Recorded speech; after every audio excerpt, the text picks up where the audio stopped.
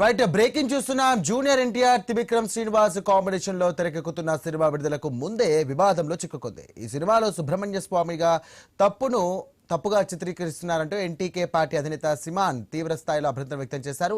Cinema విడుదలను వెంటనే నిలిపివేయాలంటూ కూడా ఆయన డిమాండ్ చేశారు. లేకపోతే పెద్ద ఎత్తున కూడా ఆందోళనలు చేపడతామంటూ కూడా హెచ్చరించారు. తమిళుల ఆరాధ్య దైవంగా భావించే సుబ్రహ్మణ్యేశ్వర స్వామిని తప్పుగా చూపించడాన్ని తాము సహించబోమంటూ కూడా పేర్కొన్నారు సిమాన్.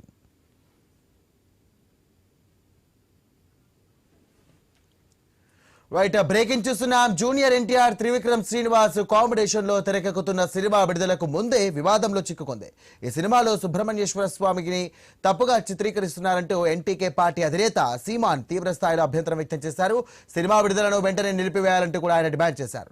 లేకపోతే పెద్ద ఎత్తున ఆందోళన చేపడతామంటూ హెచ్చరించారు. తమిళుల ఆరాధ్య దైవంగా భావించే సుబ్రహ్మణ్య స్వామిని తప్పుగా చూపించడాన్ని తాము వ్యతిరేకిస్తున్నట్టుగా తాము సహించబోమంటూ కూడా పేర్కొన్నారు సీమాన్.